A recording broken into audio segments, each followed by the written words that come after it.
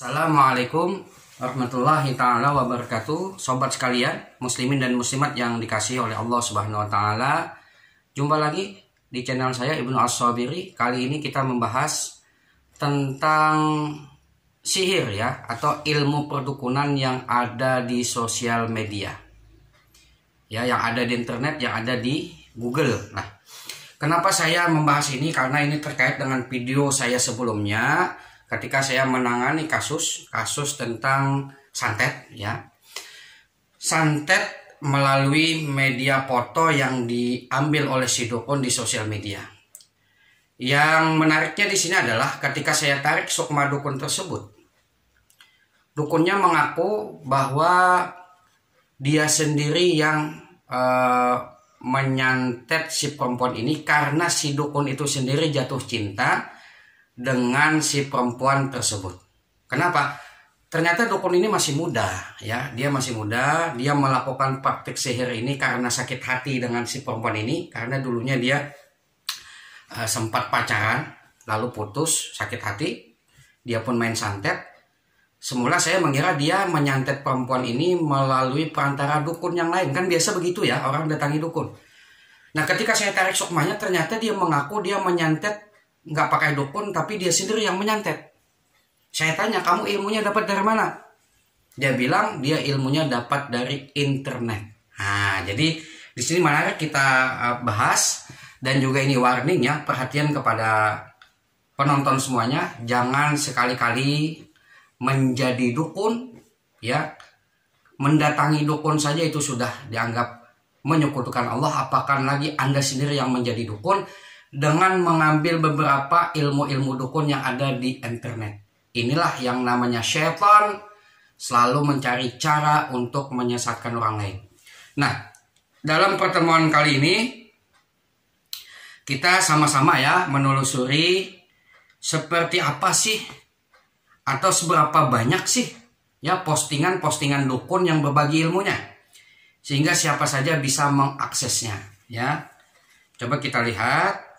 Oke, kita sama-sama tunggu dulu ya. Oke,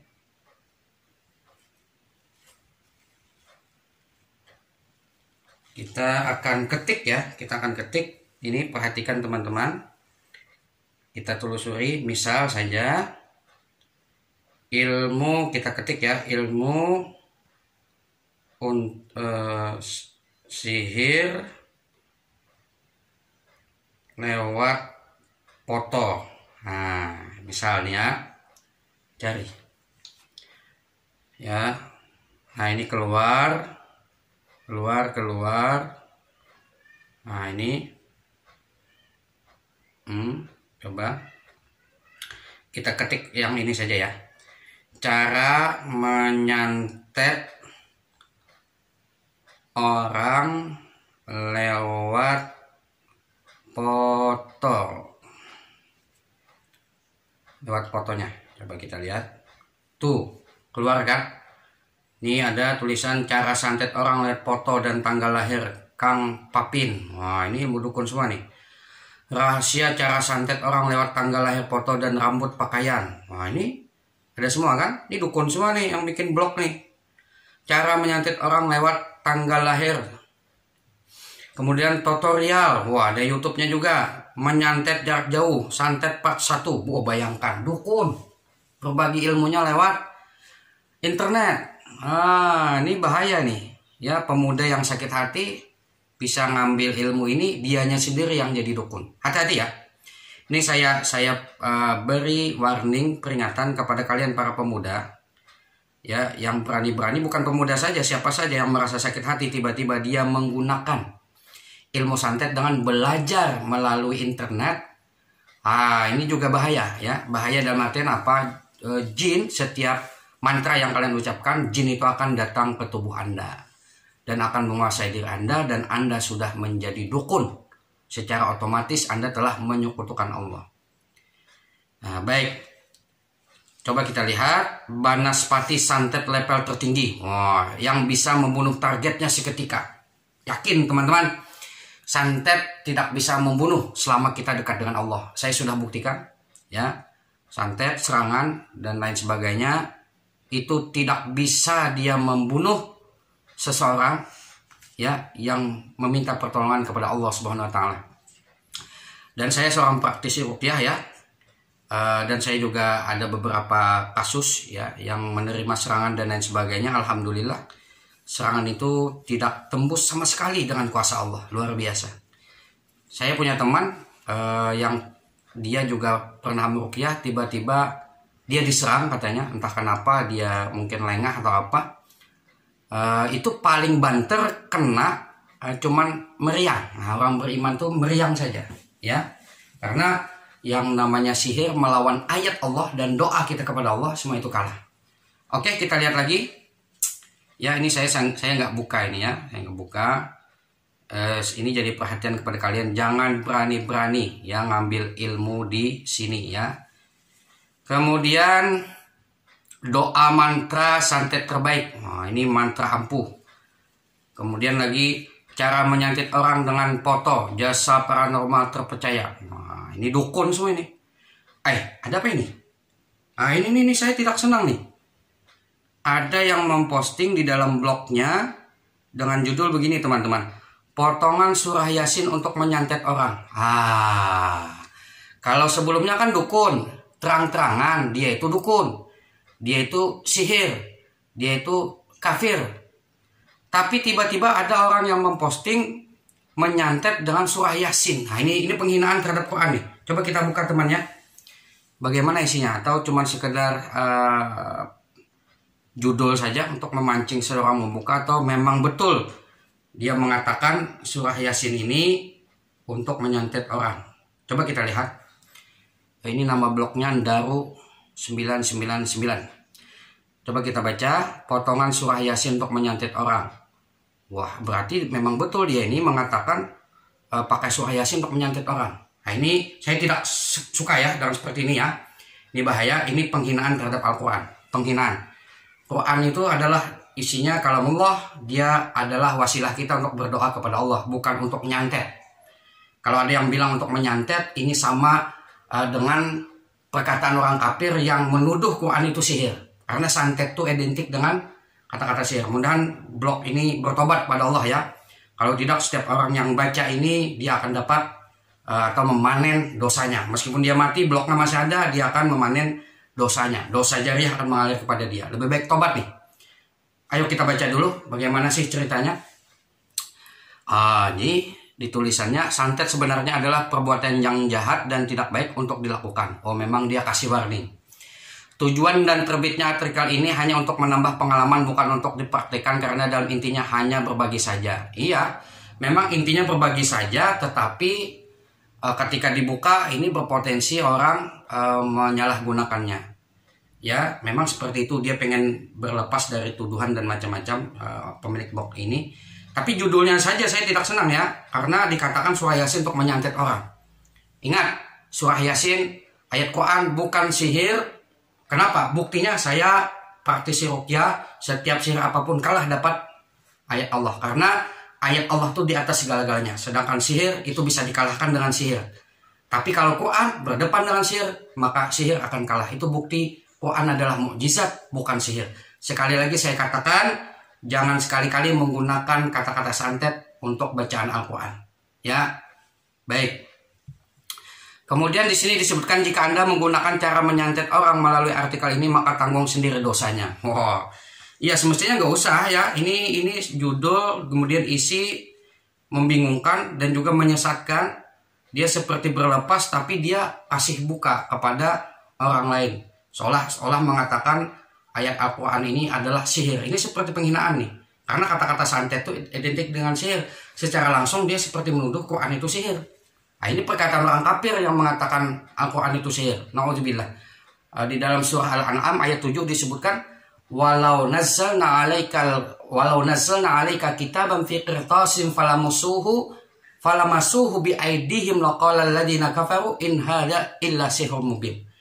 Jadi seandainya kami turunkan kepada engkau wahai Muhammad ya kitab, kitab Al-Quran itu di dalam kertas, semata-mata dalam kertas saja, ya, dan mereka bisa menyentuh dengan tangan mereka, niscaya mereka berkata, oh ini adalah sihir. Makanya di zaman Rasulullah Quran itu sifatnya tidak dibukukan karena Nabi masih berdepan dengan orang-orang kafir. Memang Quran itu letaknya di dada, ya, Nabi dicampakkan ke hati Nabi. Dia bukan kitab langsung turun di hadapan Nabi. Nah, seandainya aku turunkan, kata Allah, Quran itu berbentuk kitab yang langsung turun di hadapan Nabi, atau Jibril membawa di hadapan Nabi Quran itu satu biji begitu, niscaya mereka menuduh, Muhammad ini buku sihir. Tapi Allah tidak menurunkan Quran itu dengan cara itu. Allah menurunkan Quran melalui wahyu, melalui Jibril, lalu dicampakkan ke hati, diletakkan ke hati Nabi Muhammad, lalu Nabi Muhammad menuturkannya, Nabi Muhammad mengucapkannya. Ya, adapun pencatatan Al-Quran itu supaya Quran itu Allah pelihara melalui tulisan, ya. Jadi pemeliharaan Allah itu melalui pertama orang yang hafal Quran, karena Nabi itu tidak bisa baca tulis. Memang ditakdirkan Allah tidak bisa baca tulis, dalam sejarah terbukti Nabi tidak bisa baca tulis. Itu tujuannya apa? Supaya Quran jangan dituduh karangan Nabi Muhammad, dan supaya jangan dituduh Quran itu turunnya satu biji seperti ini. Ya, jadi Quran seperti surah Al-An'am itu dinyatakan dia tidak turun satu biji. Ya, itu pencatatan itu terjadi ketika zaman Sayyidina Utsman. Memang peloporinya sudah ada zaman Sayyidina Abu Bakar berupa mushaf. Nah, walaupun mushaf itu sudah terbentuk, Quran yang ada di tangan kita saat ini, dia tetap hakikatnya kalamullah itu adalah disandarkan ke Allah. Ya, jadi yang kertas itu tetap kita hormati, tetap kita nyentuhnya berwudu. Kenapa? Karena satu biji itu sudah ditulis ayat Quran dan terkait dengan kalamullah. Jadi sesuatu yang terkait dengan yang suci, maka kita sucikan. Sesuatu yang terkait dengan yang dihormati, maka kita hormati. Contoh, Baitullah, rumah Allah. Allah tidak bertempat atau tidak berumah di Baitullah. Cuman karena di situ adalah sentral, ya, sejarah agama Islam sejak Nabi Ibrahim juga di situ membangunnya, maka Baitullah itu dimuliakan. Dimuliakan kenapa? Karena disandarkan dengan Allah. Ya, disandarkan. Jadi sesuatu yang disandarkan dengan suci, kita sucikan. Nah, intinya, ya, jangan sekali-kali mengatakan Quran itu adalah media santet. Karena santet itu identik dengan sihir. Dan sihir itu adalah sesuatu yang dapat dikalahkan oleh kalamullah. Sedangkan kalamullah adalah kalamullah, di atas daripada segala-galanya, di atas daripada sihir apapun. Baik. Kita lanjutkan membaca di sini, ya. Memang seperti apa sih? Lalu dia berkata begini. Seperti yang kita ketahui, banyak surat di dalam Al-Quran yang bisa dibuat baik juga jahat. Oh, bisa dibuat baik juga jahat. Nah, ini kata-katanya juga menyesatkan. Bisa buat baik juga jahat. Enggak. Quran tidak bisa digunakan untuk membuat jahat. Ya.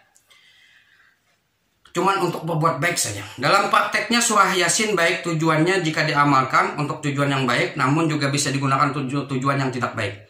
Pada beberapa bait surah Yasin mampu mencelakai orang dengan mudahnya. Amalan ini juga disebut santet karena pada intinya ilmu ini digunakan untuk tujuan yang tidak baik. Baik. Memang seperti apa sih dia mengatakan surah Yasin untuk santet? Untuk sekedar pengetahuan semata jika Anda merasa sakit hati. Nah, ini pada seseorang dan berniat ingin membalasnya, Anda bisa mencoba dan mengamalkan dan mengikuti tata cara yang akan saya bagikan ini. Untuk syarat utama menggunakan ilmu ini adalah foto. Tulislah bacaan surah Yasin bagian 82 yang berbunyi seperti ini. Innama amruhu idza arada syai'an ayyaqula lahu kun fayakun. Tulislah pada bagian belakang foto orang tersebut, lalu taburkan garam dapur dan tindih dengan batu. Ketahuan. Ketahuan. Bukan ayat Quran itu media sihir, tetapi media sihirnya itu adalah penghinaan terhadap ayat Quran. Nah, ini dukun juga nih kayaknya. Coba bayangkan, coba perhatikan teman-teman. Tulis ayat Quran, ya, di belakang foto orang. Ayat Qurannya innama amruhu idza arada syai'an ayyaqula lahu kun fayakun. Jadi ditulis. Nah, Qurannya itu diletakkan di lantai, diletakkan di tanah. Itu penghinaan. Tulisan Quran yang ada di foto diletakkan di lantai, itu penghinaan.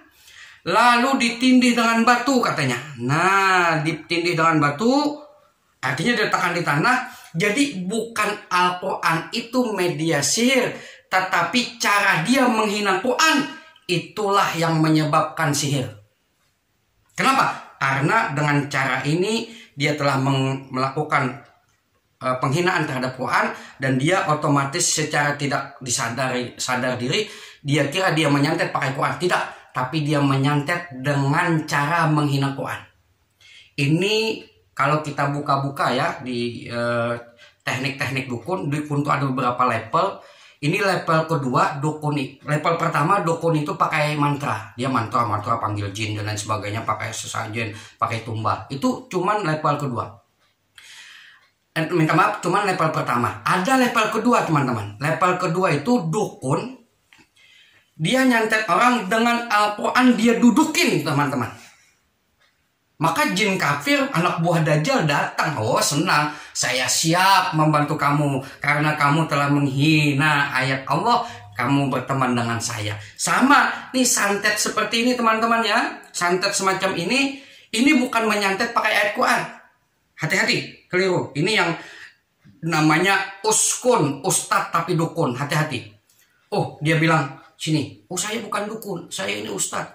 Saya nyantetnya pakai ayat Quran. Bukan ayat Quran. Ayat Quran sekali lagi bukan sihir. Letak sihirnya di mana? Di menghina Quran. Seseorang apabila menghina Quran, lalu dia minta tolong dengan jin, maka Allah istidraj. Istidraj beda dengan mukjizat, beda dengan karamat. Istidraj itu adalah kalau bahasa Banjarnya, dilanjurkan Tuhan. Ya, diselajurkan Tuhan. Artinya Allah tuh ngasihnya, udah, kamu apa yang kamu inginkan jadi, dah ambil. Tapi awas ya. Nah, semacam anak kecil yang merengek minta uang, bapaknya nggak ngasih karena dia beli sesuatu yang tidak baik, tapi dia merengek, lalu ayahnya marah, lalu dah ambil nih, dah kamu mau apa saja silakan. Nah, itu namanya pemberian tapi dengan cara marah. Bahasa Banjarnya dilanjur.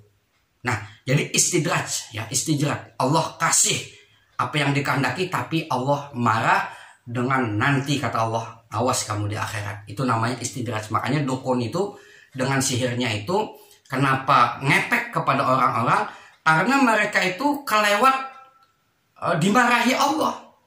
Allah saking marahnya, ya udah kamu terserah aja. Oh ya, itu mengepek, udah. Tapi ingat, Allah sudah kasih janji, sihir kalian tidak akan mempan dengan ayat Allah. Jadi sekali lagi teman-teman, jangan tertipu dengan artikel ini. Dia bilang surah Yasin buat nyantet. Ingat, ayat Quran tidak bisa buat nyantet. Nggak bisa. Ternyata kita telusuri, dia buat nyantetnya itu ternyata bukan ayat Qurannya yang menyantet, tapi cara dia menghinakan ayat Quran itulah yang membuat sihir itu datang. Yang membuat jin itu datang mengurumuni dia. Kenapa? Karena foto tadi ditulis ayat Quran kemudian diletakkan di tanah. Itu kan penghinaan. Nah, ini sama persis juga dengan dukun yang menduduki Quran lalu dia sambil menyantet orang. Nah, inilah hati-hati. Kan kalau ilmu sebelumnya kan dukun ya dukun, kita tahu ini bahaya nih dukun, ini kafir. Tapi ketika orang mengatasnamakan ayat Quran untuk nyantet, nah ini hati-hati. Ini namanya dukun tetapi berjubah ustad. Hati-hati ya, jaga-jaga teman-temannya. Kalian mendatangi seseorang mau pakai peci dan lain sebagainya, minta tolong ustadz, ini saya sakit hati, ustadz bisa nggak balaskan? Oh ya, nanti kita pakai baca ayat Al-Quran ini. Tapi caranya itu caranya ternyata menghina Al-Quran. Nah, jadi hati-hati kalian teman-teman, jangan sampai tertipu yang ngaku-ngaku dia itu ustadz dan sebagainya, tapi ternyata dia itu adalah dukun. Ya, mengaku pakai ayat Quran, tapi tiba-tiba yang dia lakukan itu adalah menghina Al-Quran. Oke, mungkin sampai di sini saja yang kita bahas. Artinya internet itu apabila kita gunakan untuk kebaikan, dia akan dapat kita manfaatkan untuk kebaikan. Tapi kalau kita gunakan untuk kejahatan, dia juga bisa menjadi media untuk kejahatan. Jadi hati-hatilah ya, yang sampai kalian itu main dukun-dukunan ya, sementang misalnya ini dunia di ujung jari, gampang kita mengakses ilmu dukun. Buktinya tadi kan banyak ilmu dukun. Jangan sampai sekali-kali kita akses ilmu dukun itu lalu kita ikuti Kenapa? Karena ada sudah terjerumus ke dalam kemusyrikan, bahkan kemurtatan, teman-teman. Makanya dukun ini kalau taubat dia syahadat, bukan istighfar, bukan syahadat, dia diislamkan kembali. Ya, yang kalau praktik dukun secara terang-terangan dia dukunnya itu gampang. Yang bahaya tadi, yang tadi artikel tadi, ya, yang mengatakan menyantet pakai Quran, enggak, itu bohong, teman-teman, bohong. Quran itu bukan media sihir, tetapi Quran itu kalamullah.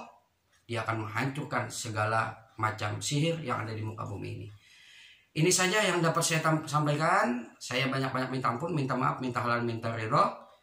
Apabila ada salah kata atau salah ucap, mudah-mudahan kita semua, keluarga kita dilindungi oleh Allah Subhanahu wa taala dari segala macam gangguan sihir, ya, santet dan lain sebagainya. Ingat, yakin, senantiasa berserah diri kepada Allah, karena kekuatan terbesar hamba kepada Allah adalah ketika hamba itu lemah, dia akan kuat. Ketika dia kuat, dia akan lemah. Artinya apa? Ketika hamba merasa lemah di hadapan Allah, saat itulah dia berserah diri kepada Allah, dia jadi kuat. Tapi ketika dia merasa kuat, saat itulah dia menjadi lemah, karena Allah meninggalkan orang yang sombong.